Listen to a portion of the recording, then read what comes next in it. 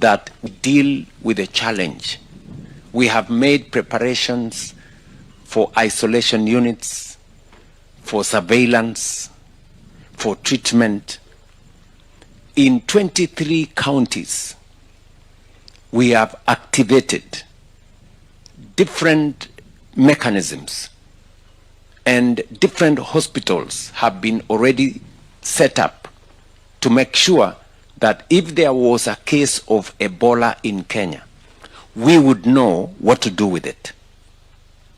As I talk to the country this evening, we are screening every day any visitor who comes to Kenya. All our borders are on high alert. All our borders, land borders, air borders are already activated. There is surveillance, there is screening. On average, we screen close to 3,000 people every day who either come to Kenya or are in transit, to make sure that those who show symptoms, we quarantine them, we isolate them, test them. Fortunately for our country, not a single person tested has tested positive for Ebola. And I want to ask leaders and citizens who have any doubt on the level of preparedness by the government of Kenya, that they should not have any such doubt. Our partnership with our friends, the American government, is a partnership that is mutually beneficial to us and to them. When President Trump asked the government of Kenya to support them by having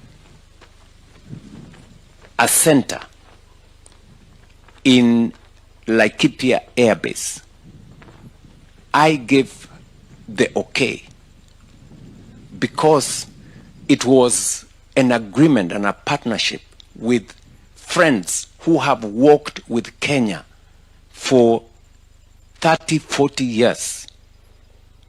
The American government has supported us. They have deployed huge resources in Kenya to work with us on HIV/AIDS, to work with us on other diseases. They worked with us on Ebola. In fact, KEMRI was one of the institutions that worked on research on the vaccines for COVID, because we have a solid partnership with America and other partners.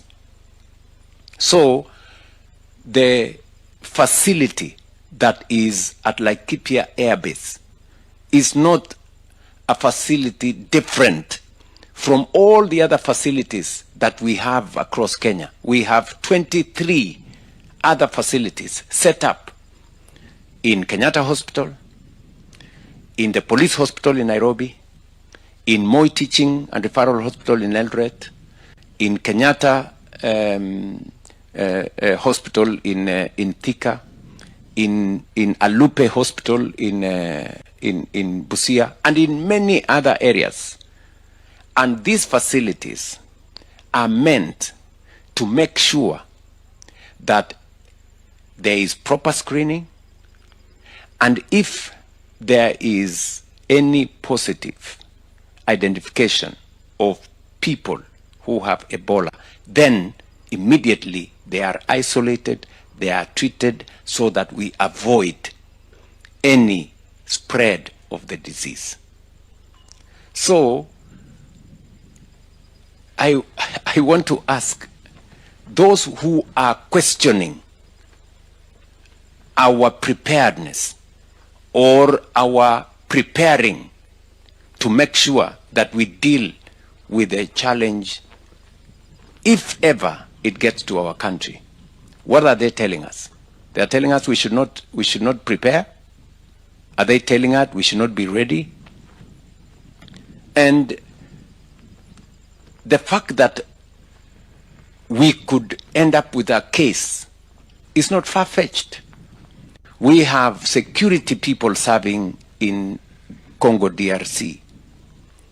We have thousands upon thousands of Kenyans in DRC.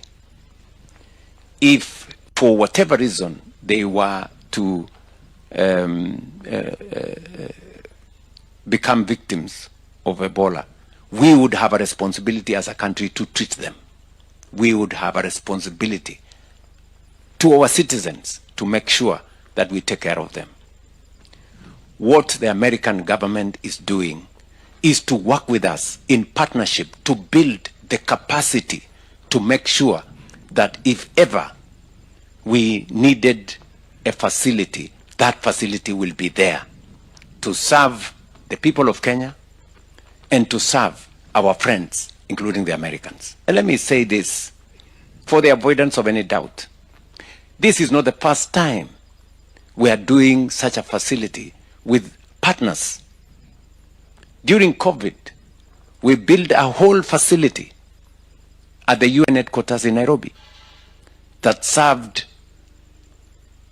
people from different parts of the world, members of the UN family, others who were in need. They came, they were served in Nairobi. I am wondering why anybody would want to politicize, to mobilize negative politics on a matter so serious as a pandemic. You know, we are a responsible government. We know what we are doing. So people should relax. You know, politicians should avoid reckless, unnecessary talk that doesn't mean anything. I am very confident about what we are doing as a country. I can assure the people of Kenya that the agreement between the government of Kenya and the American government is for the good of our country and for the partnership that friends like the American government have demonstrated to us over time. They have deployed huge resources. They've given us a grant of close to 200 billion Kenya shillings to support the building of our health infrastructure. They've done it before. It's not the first time. They're doing it again because that is the nature of international solidarity. That's the nature of friendship and partnership with people whom you share common values, like the way we do with the American people.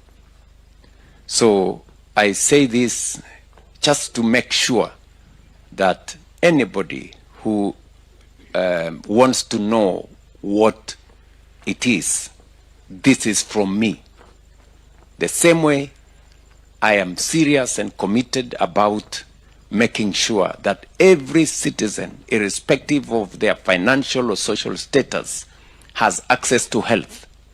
It is the same commitment that involves our commitment to dealing with pandemics, including Ebola. So, sorry if I have gone too far into other manenos, but I think it is the security of our country that is at stake, and that is why I must speak candidly about this.